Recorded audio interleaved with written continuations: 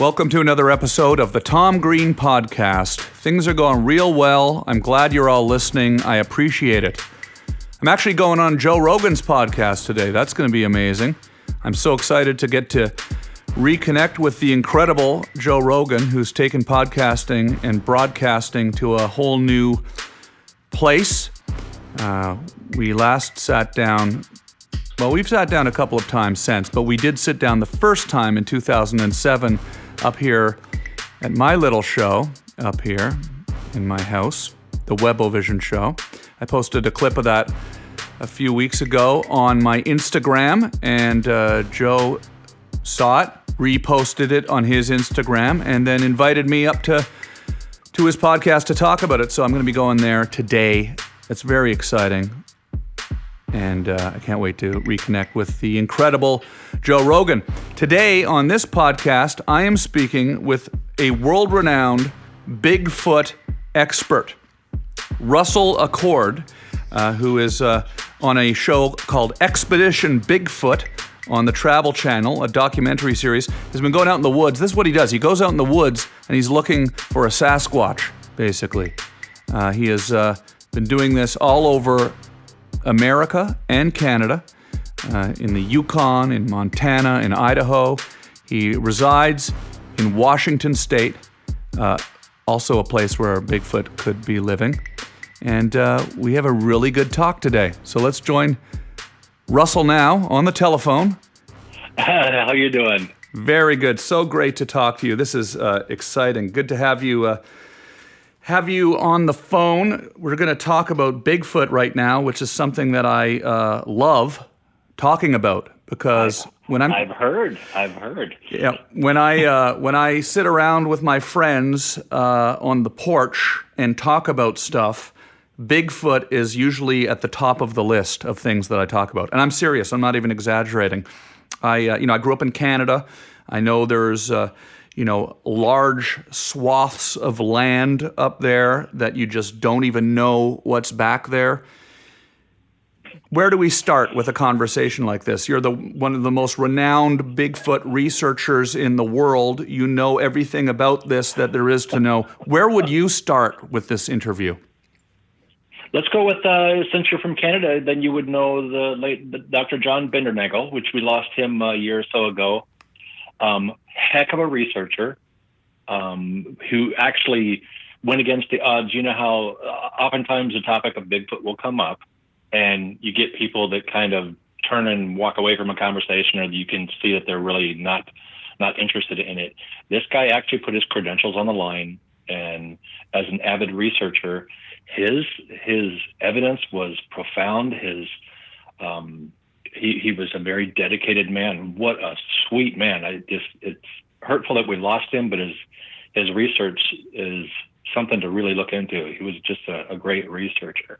So when you say physical evidence, and we're going to go around and we'll go around and around in this conversation because I don't know where to start. I'm being honest with you. I don't know where to start.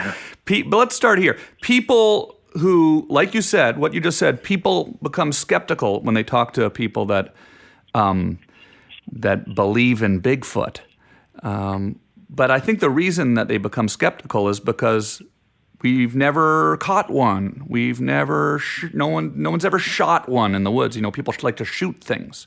No one's ever shot one. They've shot bears. Why have a hunter has never seen one? Why has no one ever seen one, captured one, killed one, found a dead one at the side of the road? Why is that? The theories are far and wide on this thing. And I have my own theories as far as being able to stay secluded or unseen, that sort of thing. And you're right. We don't have a physical dead body to look at and say, okay, this is how the bone structure is, this is what they eat, this is how they live. We've got blurry photographs. But the thing is that what Dr. Bindernagel has was some really great footprints. And if you and I go out and we want to fake footprints, we could fake footprints all day long. The problem is we would have to make 10 or 15 left feet and 10 or 15 right feet, because if you're using the same one to walk across, the toes don't change as they depress into the soil. So If you find something that you have a pathway and there are several prints going, and you can look at the left foot several times, the right foot several times, if they're identical twins all the way across the board, then it's easy to look at that and say, okay, I'm going to question this. I'm not going to call BS, but I'm going to have a hard time buying into that because they're too identical every single time. And the ground pressure, the step off, even human footprints will never be exactly identical as the toes spread less and more per the softness of the soil. Wow. So that's interesting. Yeah, because you always see those plaster casts that they make of these Bigfoot footprints, and you think, well, I could go out in the backyard and make one of those. But you say when they find a pathway. How many examples of this are there where they found a long stretch of footprints that are perfectly preserved that have changing patterns in the toes and things like this? How many are out there? I have no idea. I've seen a few that came out of Texas where a guy had cast 4 different footprints on the same trail, the same path, and he was very excited because the right footprint we only had a couple of those, and they were literally vastly different on the right foot. The left foot, none of the toe spreads were the same, and in fact, even one of them, where the biggest toe had wrapped around a rock that it stepped on, and it was pushed out grossly outside, the normal just straight lined up. So whatever made the prints had to have had flexibility in the toes and movement. So those 4 prints were pretty close, but the one was really vastly different. And then the 2 left footprints the 2 opposite opposing feet those 2 tracks were quite a bit different with the spread of the toes. I thought that was pretty good. Has anyone ever actually seen a Bigfoot? I can't say that they have or haven't. Everybody claims to have seen a Bigfoot. I've seen things in the woods, but I'm not going to get on the phone with you and tell you beyond the shadow of a doubt that what I saw was Bigfoot. I saw something that raised more questions than answers with what I saw, but whether it was an actual 100% sighting, I would never run in front of an audience and say this is my proof, is what I saw. But there are people out there that swear to have seen one, that they know it wasn't a bear. They're on camera. They've given interviews. They've been given lie detector tests. Have you talked to people like that who have had an encounter with a Bigfoot? Absolutely have. And as a researcher, I put on a conference, so I get to meet a lot of these good, solid researchers. And these are people that have they have nothing to gain or lose from telling a story. But their evidence, they're very credible people. And historically, let's look backwards. This has been something that's been going on for hundreds of years before we ever got here. There's the pictures, the theories, the tales that have been carried through generations of a big hairy man that inhabits the earth, and you can't ignore things like that. So you're talking about the natives have this in their folklore and in their culture that there is this Sasquatch. Yes, absolutely. You met one of my friends. Go ahead. I'm sorry. Go ahead. Well, no, I met one of your friends probably up in Portland area, I believe, right? No, you met one of my friends and actually had him on your show, Interview with a Monster, Stacy Brown. Oh, yes, of course. Yes, I did. Absolutely, yes. Yep. And he's a solid researcher. Him and his dad actually caught something on thermal that was very interesting. Yes, but absolutely. Even at that, it's simply that is a visual thermal image, but that you can't say that that's conclusive proof. So yeah. Wow. I'm just kind of I think about this a lot. I think it's possible, right? Because I think a lot of people that live in cities, they don't realize how vast the wilderness is in certain parts of this country, in the United States and in Canada. Vast Canada wilderness. Is so beautiful. 10 acres. Just take a 10-acre piece of land in the Yukon Territory. Just simply 10 acres. Doesn't seem like that big of an area, but 10 acres, such thick trees, and you equate that to several blocks of land, on a city blocks. You can put a lot in that smaller piece of property. and never see it. Yeah, and then you start thinking about what happens when you're talking about 1 million acres, right? And I grew up in Canada. I spent a lot of time in the woods. I've never encountered a bear in the woods. I've maybe seen one, I don't know, 5 times in my life running across a road or something like that. But that's only on the road, and that's a bear. And we know there's a lot of bears, and I've never been in the woods and seen a bear. So if the Sasquatch is maybe a more intelligent humanoid creature, and it understands that getting seen by humans is not a good thing, and it's learned this over hundreds and hundreds and hundreds of years to just avoid any kind of detection, now that explains why we don't see them. It's hiding. It's not walking across the road when there's a car coming. It's not even going near the road. They've moved back into the deep, deep wilderness. And hiding. Is there any technology today that can be used to try to find these things? Some sort of you mentioned thermal technology. How is that being used to try to find Bigfoot? So I'm a researcher. I do a lot of stuff, and my truck is very well equipped. I have night vision goggles, the same type I use in the military. You know how they have the thing on the guy's head that only has one scope out the front of it, and you can walk and everything is green. Yeah. And it looks like green daylight out. I have a couple pair of those. I have thermal imaging. I have trail cams, parabolic mic. There's so many things that you can set up to try to catch. Thermal imaging is something that I use because it's a very effective tool. If you look through night vision goggles, everything is green and black, so nothing stands out unless it's close to you. Thermal imaging is that such a vast contrast to the temperatures outside, to where you're going to see if something's hot is out there.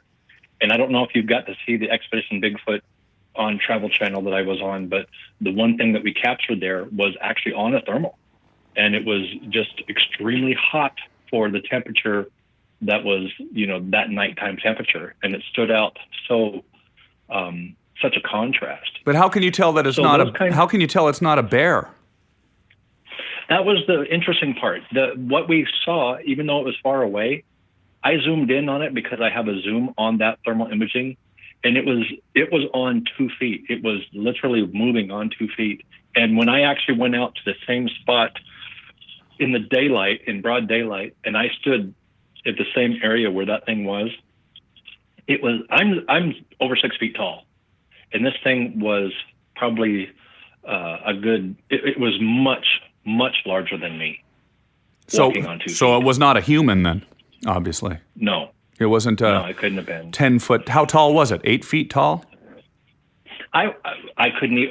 Maybe you could be pretty close there, 8 feet tall. But the thing was, even when I opened it was cool out. I opened up my jacket and opened up my shirt on that same thermal imaging, and my body temperature, I had to literally take off my shirt in order to match the same hot temperature that thing had the night before.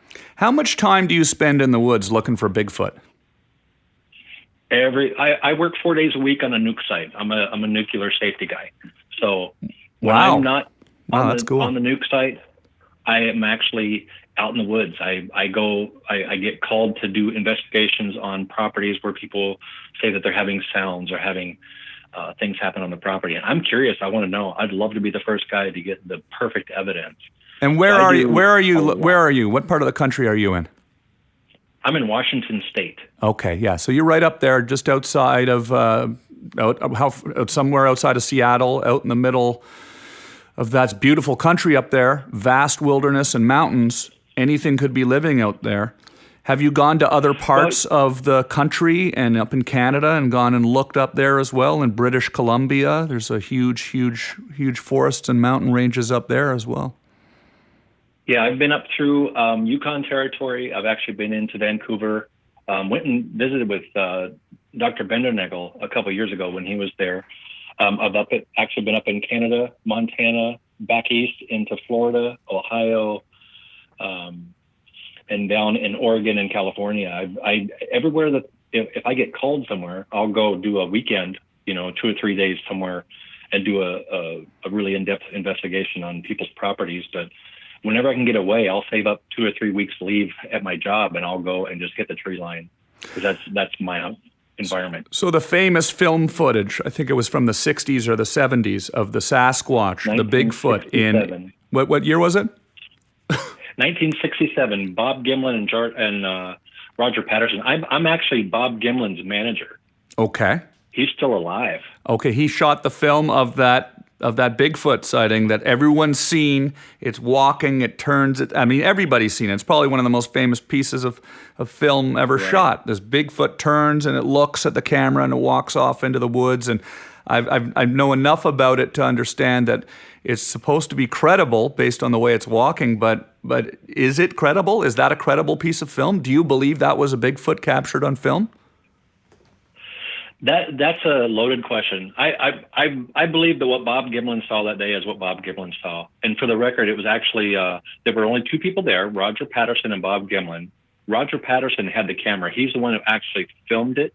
Bob Gimlin was on the horse behind Roger, basically seeing this whole thing play out, because it just took a few seconds for everything to happen.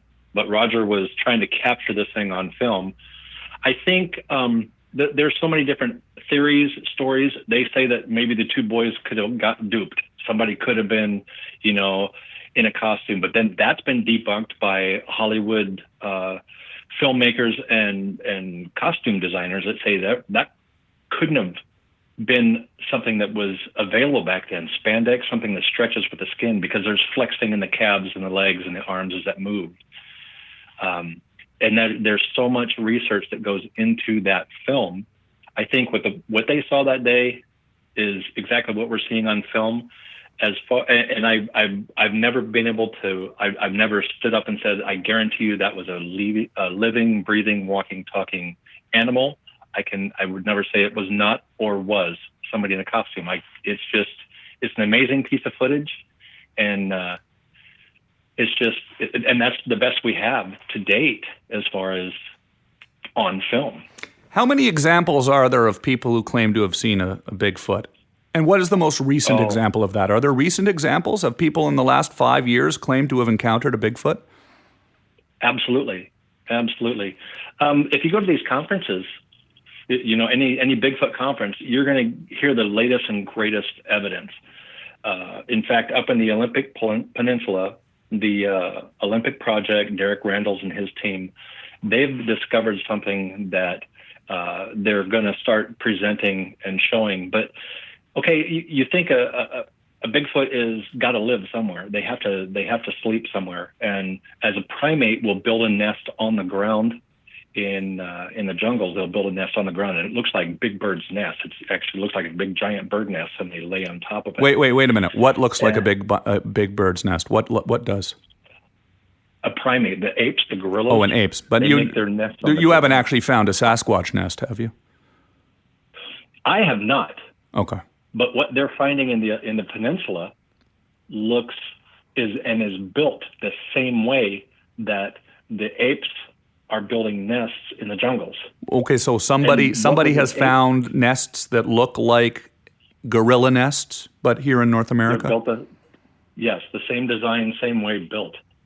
So yes, they found actually several nests, and it's on a private piece of property. It's very, very protected. They don't let people just walk. It's quite a ways deep into the forest, and it's hard to get to. But even at that, these guys protect this thing, and they're dissecting it, pulling it apart, and looking for hair samples, anything that can actually sustain the possibility that this is something inhabited by a primate. With the advent of cell phone cameras, everybody's got a video camera in their pocket now. You would think that we're sort of on the cusp of getting one of these things on film. On camera. I mean, it's odd that the most realistic looking footage we've seen is from 1967. Now everyone's got a camera. Do you think we're on the verge of seeing a great high definition iPhone video shot of a Bigfoot? Do you think that's going to happen one of these days? I think it's just a matter of time, yeah. I think we've outgrown ourselves with technology. If we'd had that technology in 1967, that would be an amazing piece of footage, because you could bring it up on 4K and watch the hairs move. and see the eyes blink. Like the next time somebody encounters a Bigfoot in the woods, they better damn well pull out their iPhone and get a picture of it. And not a Polaroid. You're right. Yeah, I mean, they better, or I'm going to be mad. Where was your phone? What are you talking about? Because it's almost hard to believe somebody who says they've seen Bigfoot if they don't have a picture of it. We need to see it as human beings. We need to see it to believe it. What do you think would happen in our society if we all of a sudden learned, wow, Bigfoot is real? Would everybody freak out? Or would it just be, yeah, there's a big monkey living in the woods and business as usual? I always kind of thought it was there. Would there be a large amount of government funding that would go into sending expeditions out into the woods to try to capture one of these things? What would happen? Would it be like King Kong? We'd go out there into the Yukon with 10,000 military helicopters and troops and find one of these things and put it in a cage and bring it to New York, and then it'll escape and climb up the Empire State's building and everything will go crazy. Is that what's going to happen? Yeah, it's a double-edged sword. It could happen. The scary thing is if we do have that, you're going to have two things happen. One, the government will try to protect the environment that they live in, and they'll become a protected species. But then on the other side, you're going to have these trophy hunters, these people that have to have a trophy, that are actually and the woods will become rampant with these researchers that are carrying a high-powered weapon in order to bring that tangible proof. But in order to protect it, it doesn't need our protection. If it's out there, it's done a really good job of staying out of our way. The number one thing that it has done to protect itself is to not even let us know that it even exists. Agreed. Unbelievable. Yeah. Why have we not found a dead one, a body? They must die. I've been in the woods. Yep. I've been in the woods my whole life. My dad was a wilderness outfitter in Montana and I worked with him for 6 years. I've never to date ever found a dead bear or the carcass of a dead bear, a dead mountain lion, yet you saw them cross on the road. We all know they exist. Why is that? So what happens to bears when they die? Why does nobody ever find a dead bear? Same as if you have a cat or a dog and they know that they know the end is near, generally they'll climb up underneath of a porch, they'll climb up underneath, or they'll surrender to it in a very, very closed personal environment. That's why they always find the darkest, quietest spot. Well, if a bear or a mountain lion knows that it's going to die, it's going to climb as deep into the cave as it can, and with dignity, take its last breath out of sight of everything. And then it's the little rodents that take care of it from there. Has anyone ever found a dead bear? Has anyone ever found a dead bear in a cave? I would imagine they have. I never have. Yeah. I never have. No one's ever found a dead Sasquatch, that's for sure. Somebody. Yeah. Right. What kind of, historically, with Native cultural, stories and mythology and oral history, what have we learned from that about the Sasquatch? You hear both sides of it. One is that they will take from the tribe, the Native Americans. I've heard both sides. One where they protect their children and women because they're afraid that the Sasquatch will come take the vulnerable if they wander out into the forest too far. And the others are saying that the Sasquatch is there to protect the forest and the environment, and they'll keep the humans pushed back and scare them to keep them out of the territories. There's so many different angles, and Native Americans have literally stood by their history on this. So you never know, depending on who you're talking to and what tribe you're talking to.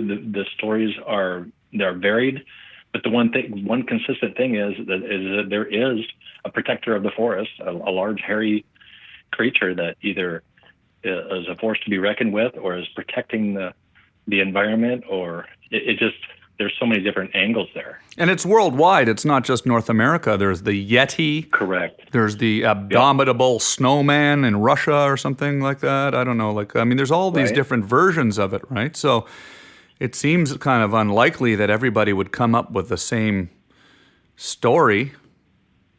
Right. It's consistent throughout, too, throughout the globe. People that have never met each other still have the same story of this giant, hairy beast that walks on bipedal, walks on two legs and protects something fierce, very powerful, but very, very elusive. And that's consistent throughout the globe. How has this affected your relationships personally with friends and family and just the general public when people find out that you're investing so much time into trying to find what some people believe to be a mythical creature? Do people think that that's a little quirky? Yeah. Some of the people that I work with, I work with some really great professionals that have these vast degrees and highly intellectual individuals. And they kind of look at me sideways. Do you believe in Bigfoot? And my response is always, I believe in the possibility of something like that being out there. I believe in the idea. I've never seen one, so I can't say that I can guarantee it exists. It's interesting to do the research, but as far as my own research, it's what I do. It's what I absolutely enjoy doing. Because there's so many things you could do on the weekend. You could go catch a football game, not right now with the pandemic, but you could go canoeing, you could go fishing, you could read a book, but you decide, I'm going to go out in the woods and look for this monster that may not even exist. Sometimes that must get frustrating, right? The more time you put into it and then you don't ever find it. How do you deal with that? I got to tell you, I was in Idaho this weekend. And I've never become frustrated with the fact that I'm spending my free time climbing through the mountains and in the forest where the air is pure, the cell phones don't work, and nature is surrounding you. It's just never been better. Are you worried about encountering a bear and you must have encountered a lot of bears out there when you're out in that kind of terrain? I've seen quite a few bears, and the thing is generally they're going to be more afraid of you than you are of them. You'll see them, they'll bring their head up and they'll even stand on their hind feet and look at you and sniff and make sure that you're not advancing towards them in a threatening manner. In general, they'll drop down on all fours and turn around and run, kind of that lazy bear lope, run directly away from you. If you're not a threat to them, they really don't want anything to do with you. Until the time that it doesn't, right? Because there's obviously a lot of examples of them actually attacking and killing people. So do you have any sort of protection with you when you're in the woods like that? Do you bring a gun? I do. Yeah? I always have a means to protect myself, yes. Yeah. And I'm not once, I'm going to be 55 in August. Not once have I ever had to use any of those tools. You probably have you ever had to fire a warning shot to scare away a bear? Never. That's nice. Never have. Nice. Yeah. What would you do? One thing I will say, though. Go ahead. You go ahead. One thing I will say is I would advise everybody to be skeptical. Be skeptical. Demand proof. Look for more. Don't just jump on the bandwagon because somebody that you trust said that they saw something and suddenly you're this complete full believer. You really need to do your own research and question everything and look into it and sort it out. What is real and what is not. So skepticism in this field is definitely a plus. You definitely have to be open-minded, but you still have to really demand more. I'm not just saying this because I'm Canadian, but I actually believe that if they did still exist out there in the woods, I believe that they're in Canada. I just think that the population, there's just too much of a population in the United States. I know we have large parks and large swaths of land, but I mean, you go to Yosemite or Yellowstone National Park in the summer and it's like a parking lot. I mean, it's full of people. Yeah. If I were a Yeti, yep, I'd be going north. If over the last 100 years, I think if they were smart, they would have figured, I think British Columbia or the Yukon might be the place to go. If you ever want to go out into the Yukon territory and have a look around with the latest and greatest technology and equipment, you guys have the means to get a hold of me. Tom, I'll take you out there and we'll go up into Yukon territory. You pick the spot. Man, I would love that. I love the woods. I love getting out into the woods. So do I. I would just love to go do that just to see the terrain and, go on a camping trip, and the fact that we'd be looking for Bigfoot would, of course, be incredibly interesting. How many of them do you think there are? And that's, well, like you just said, in Washington or Yosemite, those forests, you can't go through the forest without seeing a candy wrapper or signs that humans are around. When you're talking about going up into Yukon territory, into those unexplored areas where you couldn't find a candy wrapper for 100 square miles to save your life, that's where your best odds are. I agree. But as far as how many there are, there's no way to really put a count on it. I hear of people seeing them in Ohio, and I hear of people seeing them in Florida. So let's pick, 4 or 5 per state. That's still quite a large number. But as far as getting up into the Yukon territory, where they have this vast wilderness where nobody can really do the research and find out what's up there until you literally go up and put the feet on the ground, who knows? The number could be anywhere from 50 to 5,000. Your guess is as good as mine. Do you think it's a possibility that the Sasquatch was once more prevalent and maybe went extinct, kind of the way the woolly mammoth, right? We had woolly mammoths in, I don't know if they were in North America, but they were in Siberia and probably in northern North America too. But I don't know a lot about woolly mammoths, clearly, but there were woolly mammoths. Now they're not there. They died. They went extinct. Is it possible that that's what happened to the Bigfoot, that they were around 1,000 years ago, they were around 500 years ago, Native Americans and Native people, Aboriginal people saw them, talked about them in their folklore, but then humans came and their habitat shrunk and they ran out of food and that was it. They're gone.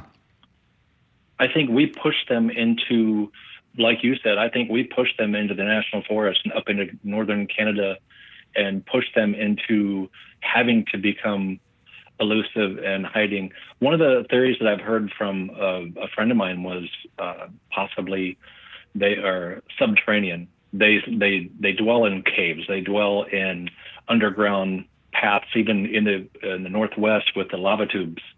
I mean, there's plenty of places underground where you'll never catch them on a thermal. You'll never catch them on night vision goggles because they're literally below the surface.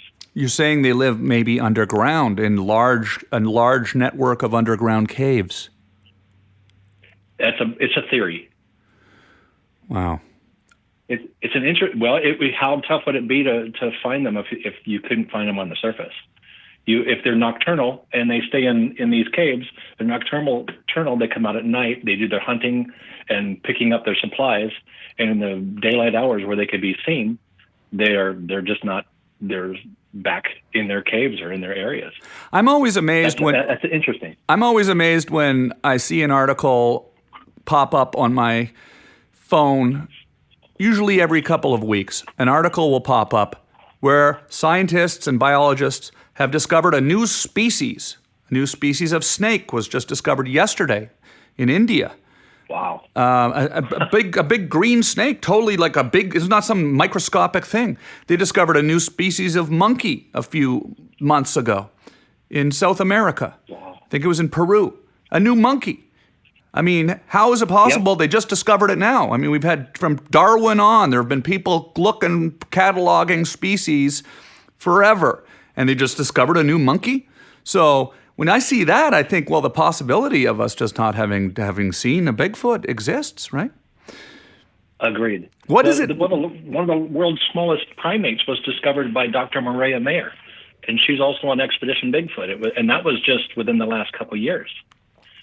I mean, she co-discovered the world's smallest primate, lemur, I believe, and it's just who would have known that was around? Yeah, you're right. How had they not found that already? Yeah, how had they not found it? I know. Same way they haven't found Bigfoot. There's a fascination though with this kind of thing, especially on the internet. You see, right? There's other examples of different paranormal, cryptozoological species, they call it, like the Loch Ness monster.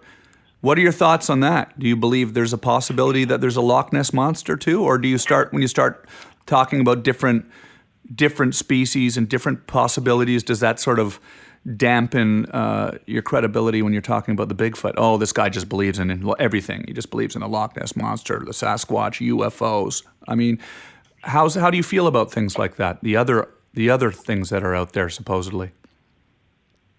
Getting below the surface of the water, I do believe that there's the possibility of the Loch Ness monster. I believe in that, in the possibility of that. Same as I would the possibility of Bigfoot. I believe in the possibility of the Mothman, which was something that was really prevalent years and years ago. Sorry, I don't know about that. The Mothman. I've heard about that, but I don't really know what that is. What's the Mothman? I'm the wrong guy to talk to about the Mothman. It'd be Lyle Blackburn, who is actually the professional on that. He's done all the research. The Mothman was something that they actually was terrorizing a small town, and multiple sightings, and it was the size of a human man that had wings that literally flew. It was a story. I have nothing to prove that it did or did not exist. What a heck of a story. What year was this happening? Oh my God. See, I've not done enough research to give you an intelligent conversation on that. Just like a flying guy? Did he have clothes on? I don't know. Was he wearing a hat? Did he have a cool hat and he flew in? I would hope. So. Yeah, a cape. Did it have a cape? Man does sound kind of top scary. Hat and a cane? Now that sounds, I don't know, man. That sounds a little bit too much. See, that's the thing. When you start talking about too many of these things, it starts to seem a little silly. The Loch Ness monster, I believe, could happen. Because it's like... Right, I do too. Growing up in Canada, I've always wanted to catch a muskie. I've never caught a muskie. Okay? I've never caught a sturgeon, but you see a sturgeon for the first time, and you're like, what the hell is that prehistoric animal living in Lake Superior? Fish right there. So it's the size of a friggin' Nissan Sentra. You know, it's like a Toyota Corolla-sized fish living in Lake Superior. That exists. It's got big fins all over it, weird slimy stuff all over it. So, I mean... Angry looking too. Angry looking fish. Oh yeah. I want you to find one. I want you to find one. I'm going to call my friend who I spoke to on the podcast a few days ago. His name's Christopher Duncan, and he is actually a satellite and communication specialist. He works with Raytheon, and they're actually looking at some new technology right now that allows them to read energy through radio waves from great distances. And it can actually pick up on heat signatures of things. You can actually tell the difference between a Toyota diesel engine starting up from 5 miles away or a Toyota diesel engine starting up from 5 miles away that's got 400,000 miles on it. I mean, it really understands the heat signature of anything and everything. I bet you he could use that technology to find Sasquatch. Heck yeah. That would be a great instrument to have in the field. I'm going to call Chris when we get off the phone. There you go. Because imagine if you and Chris and I teamed up and we found the Sasquatch together. Wouldn't that be pretty cool? There's got to be some sort of motivation to being the person that finds the Sasquatch, right? You're absolutely right. Let me know when you want to do this. I'm in. The first person to find Sasquatch is going to be some sort of a hero for the world, right?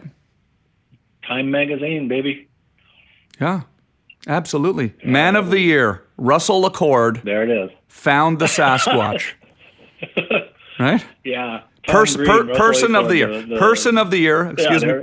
Person of the Year, Russell Acord. A picture of you with your arm around Harry and the Hendersons. Right?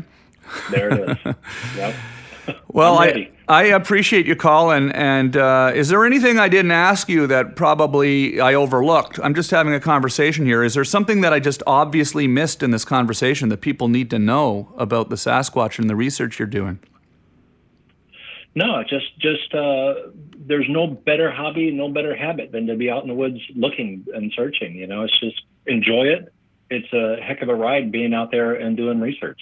It's a beautiful thing. Where can people find you online, and where can people follow you and stay up to date with what you're doing? Pretty simple. It's russellacord.com.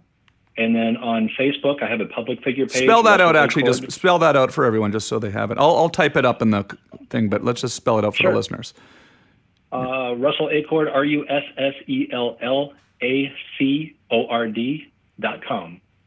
Perfect. And then it's also Russell Acord, public figure on Facebook with Expedition Bigfoot fan page. So incredible. Pretty easy to find. And do you have some new shows in the works? Do you have some new shows in the works? They're talking about it. We already did our first season, and they're discussing a second season, which I really hope we get. It was just such a pleasure to work with the professionals and the new technology. It was great.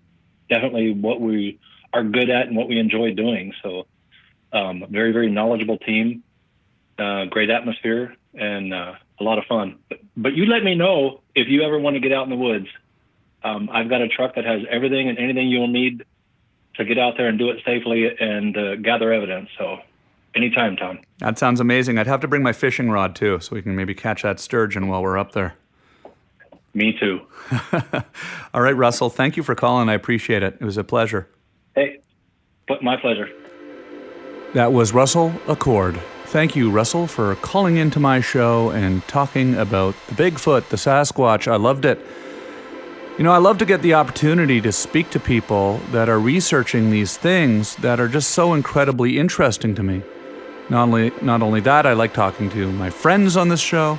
I like talking to you guys on this show. I'm going to start taking some more phone calls and doing some more phone-in shows. I like talking to comedians on this show.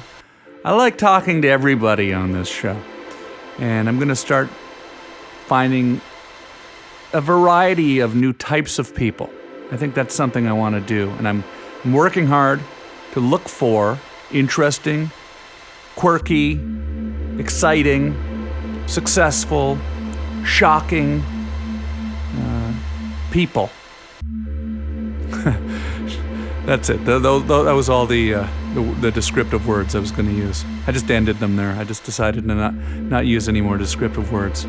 But you know, that's what I want to do. I want to make the show have a good variety of things. We're in the early stages of the new version of the Tom Green podcast. Still here, quarantining, but I'm excited about it. And I'm excited that I'm going to be going off to see Joe Rogan today as well. I'm heading over to his studio right now. And this is going to be awesome. And it's so awesome that he's having me on. Joe Rogan's got the biggest podcast in the world. Millions and millions and millions of people are listening to his show. It's so incredible what he's done. And I think it's so cool that he's having me on to talk about the good old days of Webovision back when Joe came up here in the early 2000s. Well, it was 2007, actually, Joe came up to do Webovision. And it was really an interesting conversation that we had, because I remember Joe at one point said, now we just got to figure out how to make money off this, because we were sitting in my living room with a bunch of cameras plugged in and computers plugged in, streaming live on the internet. And man, Joe figured it out.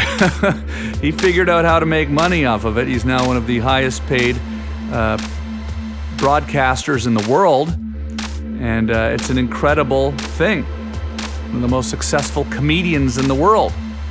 An incredible thing. So I really do appreciate him having me on his show today. And I'm going to head up there now. Although I guess I should also acknowledge that this is the first time I'll be leaving my house in 5 weeks. And I got to say, I wouldn't do it for anyone else other than Joe Rogan. When he asked me to come do the show today, I thought, wow, I mean, am I going to leave the house? But I got to leave the house for Joe Rogan. So I'm nervous about it. I'll be honest with you. I haven't left the house in 5 weeks, and I'm nervous about it. But I've thought about this. Joe's studio is sanitized. They are socially isolating. I believe they might even have a doctor there who's going to actually perform a coronavirus test, of an antibody test on me. I'm not sure if this is happening, but that's what Joe told me is happening. So that's going to be interesting. So I'm going to head up there now, and I'm bringing my hand sanitizer. I do not plan on shaking anyone's hand, and I'm going to have a great time, a hilarious conversation with the incredibly funny and successful and amazing and talented and brilliant and genius Joe Rogan. Thanks for having me, Joe. You got me out of the house. And then I'm going to be coming straight back here, back into quarantine, and I'll continue podcasting daily to to you guys. So everybody be safe, and we'll see you tomorrow. Tune in to Joe Rogan. It's going to be awesome.